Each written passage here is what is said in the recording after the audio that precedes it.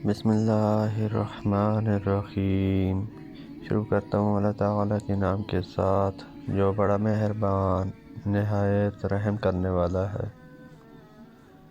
حضرت علی بن ابی طالب رضی اللہ عنہ کہتے ہیں کہ رسول اللہ صلی اللہ علیہ وآلہ وسلم نے عرفات میں قیام کیا اور فرمایا، یہ عرفہ ہے، یہی وقوف یعنی ٹھہرنے کی جگہ ہے۔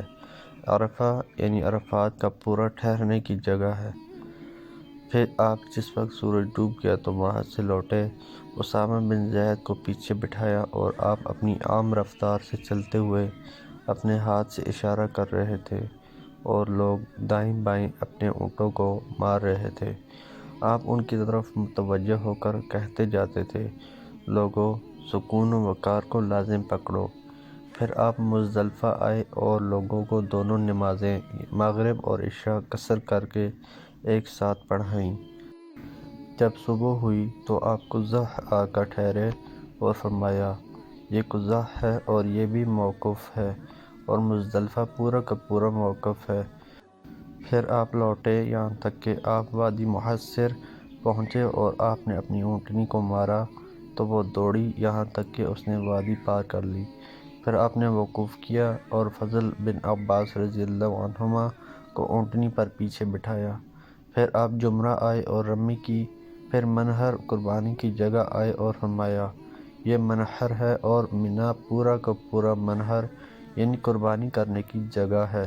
قبیلہ حسام کی ایک نوجوان عورت نے آپ سے مسئلہ پوچھا۔ اس نے عرض کیا، میرے والد بوڑھے ہو چکے ہیں اور ان پر اللہ کا فریضہ حج واجب ہو چکا ہے، کیا میں ان کی طرف سے حج کر لوں تو کافی ہوگا؟ آپ صلی اللہ علیہ وآلہ وسلم نے فرمایا، ہاں، اپنے باپ کی طرف سے حج کر لے۔ علی رضی اللہ عنہ کہتے ہیں، آپ صلی اللہ علیہ وآلہ وسلم نے فضل کی گردن موڑ دی۔ اس پر آپ سے عباس رضی اللہ عنہ نے پوچھا، اللہ کے رسول، آپ نے اپنے چچا زاد بھائی کی گردن کیوں پلٹ دی؟ تو آپ نے فرمایا، میں نے دیکھا کہ لڑکا اور لڑکی دونوں جوان ہیں تو میں ان دونوں کے سلسلے میں شیطان سے مامون نہیں رہا۔ پھر ایک شخص نے آپ کے پاس آ کر کہا، اللہ کے رسول، میں نے سر منڈانے سے پہلے طواف افاضہ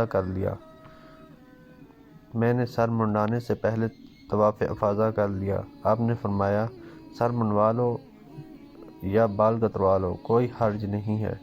پھر ایک دوسرے شخص نے آ کر کہا، اللہ کے رسول، میں نے رمی کرنے سے پہلے قربانی کر لی۔ آپ نے فرمایا، رمی کر لو، کوئی حرج نہیں۔ پھر آپ بیت اللہ آئے اور اس کا طواف کیا۔ پھر زمزم پر آئے اور فرمایا، بنی عبد المطلب، اگر یہ اندیشہ نہ ہوتا کہ لوگ تمہیں مغلوب کر دیں گے تو میں بھی تمہارے ساتھ پانی کھینچتا اور لوگوں کو پلاتے۔ ام المؤمنین ام حبیبہ رضی اللہ عنہا کہتی ہیں کہ نبی اکرم صلی اللہ علیہ وآلہ وسلم نے فرمایا، جو شخص ایک دن میں 12 رکعتیں نفل پڑھے گا تو اس کے بدلے اس کے لیے جنت میں گھر بنایا جائے گا۔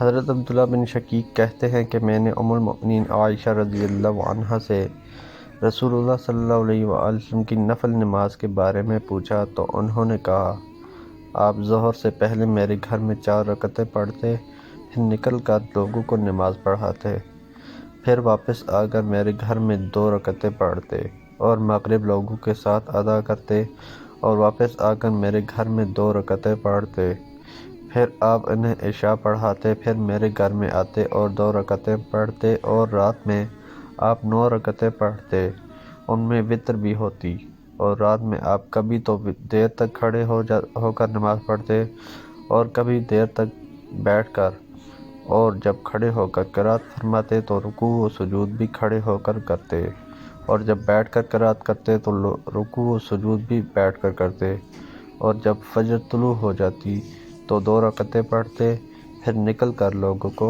فجر پڑھاتے۔ محترم دوستو، اللہ تعالیٰ سے دعا ہے اللہ تعالیٰ ہمیں ان حدیث پر عمل کرنے کی توفیق عطا فرمائے، اللہ تعالیٰ ہمیں دونوں جہانوں میں کامیابیاں عطا فرمائے، آمین یا رب العالمین۔ ویڈیو کو ثواب کی نیت سے زیادہ شیئر کریں۔ جزاکم اللہ خیرا کثیرا، والسلام علیکم ورحمۃ اللہ وبرکاتہ۔